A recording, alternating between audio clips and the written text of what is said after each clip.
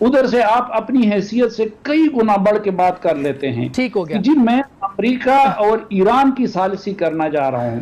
अब सऊदी अरब की तो पॉलिसी यही है कि क्योंकि साउथ चाइना सी और ईस्ट चाइना सी में उनके लिए बहुत मुश्किलात पैदा की जा रही हैं अमेरिका की तरफ से। और ये जो क्वाड्रिलेटरल अरेंजमेंट हुआ है जिसमें जापान, इंडिया और ये ऑस्ट्रेलिया वगैरह शामिल हैं, इन्होंने भी उनकी मुश्किलात में इजाफा किया है। तो उनको एक अल्टरनेट रूट चाहिए अपनी $5 ट्रिलियन का ट्रेड जारी रखने के लिए, अपनी दुनिया तक रसाई के लिए। वो रूट उन्हें जोग्राफियाई एतबार से हम प्रोवाइड करते हैं, तो हम उनकी बहुत बड़ी जरूरत है चाइना की।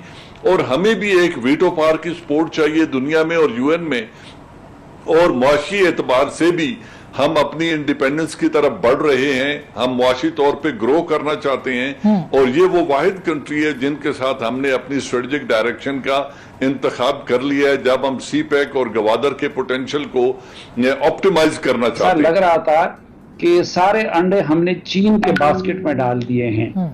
तो ये जो स्ट्रेटेजिक शिफ्ट अगर इसको हम कहते हैं तो ये उस वक्त से कंटिन्यू था। अलबत्ता अब जब से इमरान खान की हुकूमत आई है, ये आदिल साहब इस मामले में हमारे उस्तादों के उस्ताद है, और वो बजा फरमा रहे हैं कि खारजा पॉलिसी में आप ब्लैक एंड व्हाइट नहीं करते, ये ग्रे एरियाज का काम है। इसी पाकिस्तानी रियासत ने ये किया है कि पिछले 30-40 साल उसने ईरान को भी साथ चलाया है, ईरान हमारी अपनी जगह पे जरूरत है, और उसने सऊदी अरब को भी साथ चलाया है।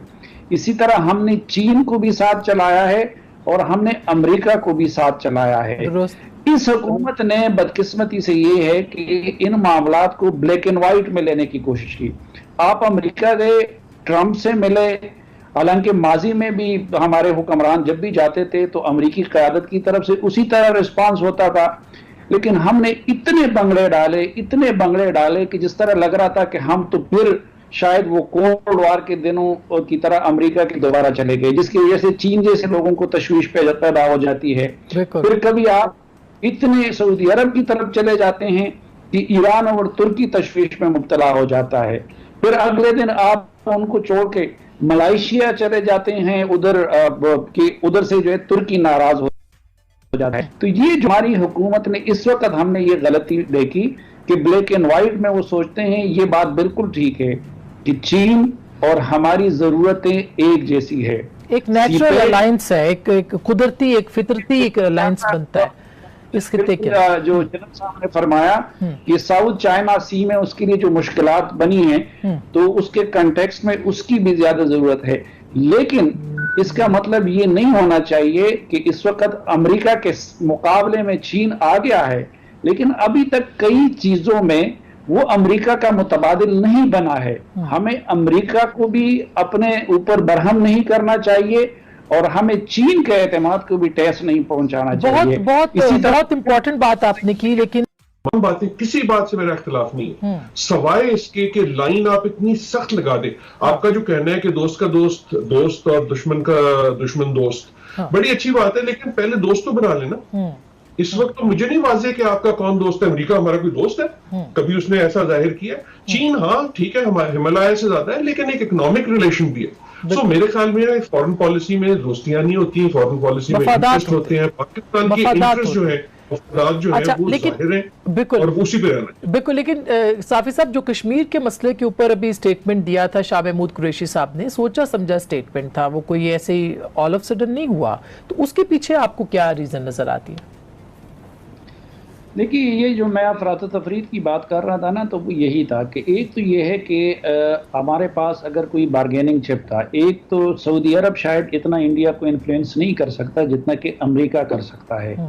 और पिछला 1 साल ऐसे गुजरा कि तालिबान के मामले पे अमरीकी हमारे मोहताज थे, और हमने उनके साथ ऐसा कोऑपरेशन किया कि अमरीकी उसको रिकॉग्नाइज भी करते हैं। तो बारगेनिंग चिप के तौर पर हमें उधर इस्तेमाल करना चाहिए था, अमेरिका को ये कह के कि हम ये काम कर रहे हैं लेकिन आप कश्मीर के मामले पे हमारे साथ ताउन कर ले। अब अमेरिका ने तो नहीं किया।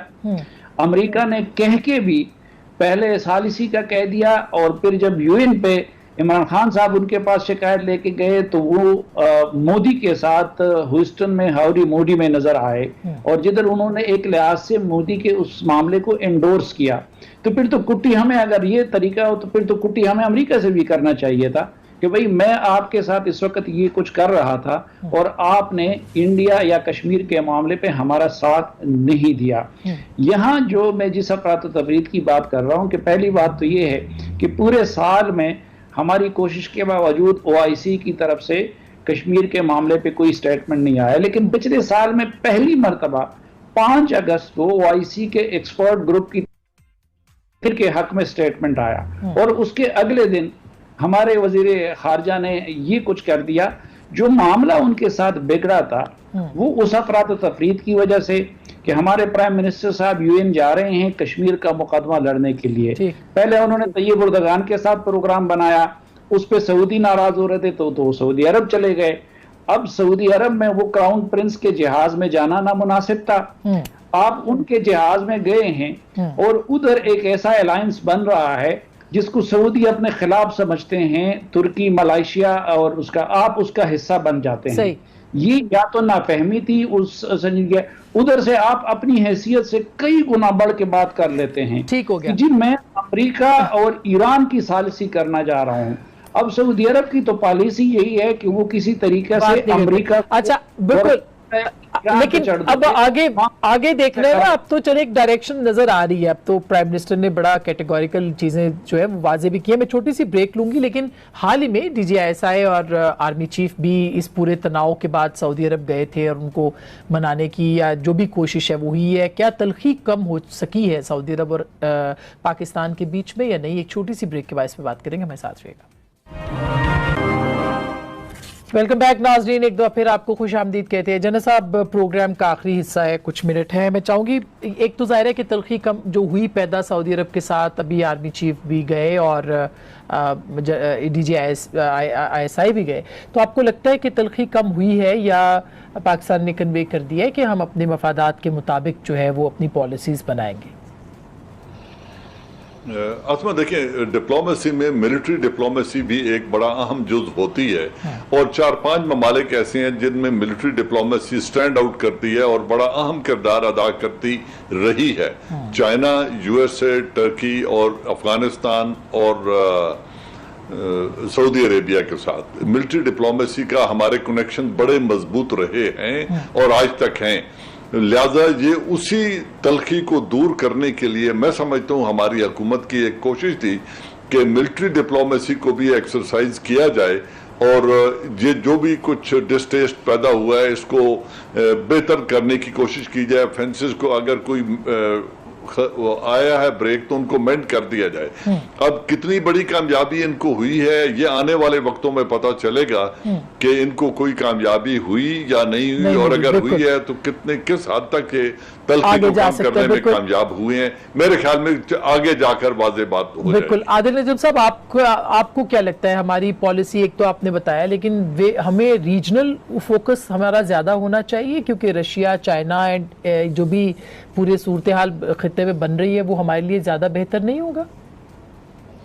जी देखिए, हम यहाँ बैठे हुए हैं, हमारा जो मोहल्ला है, हमारे इर्द गिर्द का जो इलाका है और जो दुनिया है, वो जैसे कि हमने कई बार इसमें जिक्र किया कि वो एक तगय्युर के अमल के दौर के बीच में है और रहेगी, और ये एक हफ्ते की या एक महीने की या एक साल की भी बात नहीं है। तो मेरे ख्याल में जो सऊदी अरेबिया का भी आपने जिक्र किया, वो ना ये दूसरे ममालिक हमें छोड़ना चाहते हैं, बिल्कुल, ना हमें छोड़ना चाहते हैं, ना हमें छोड़ना चाहिए। एग्जैक्टली, ना छोड़ना चाहिए। बिल्कुल, हमें मेरा एक्सपेक्ट मैं ये करूंगा कि एक अब स्टेबिलिटी की सियासत आपको नहीं मिलेगी कुछ साल, अब आपको ये तगय्युर की सियासत ही मिलेगी, और उसमें होगा ये कि कभी प्रेशर आएगा, उस प्रेशर को रिलीज करना होगा, कोई नाराज हो जाएगा, उसको मनाना होगा, कभी आप नाराज हो जाएंगे, कोई और आपको मना लेगा। लेकिन ये जो अलायंस वाली पॉलिटिक्स है, उसमें कमजोर मुल्क होना कोई अच्छी बात तो नहीं होती, लेकिन कई मुल्कों को हमारी जरूरत होगी, हमें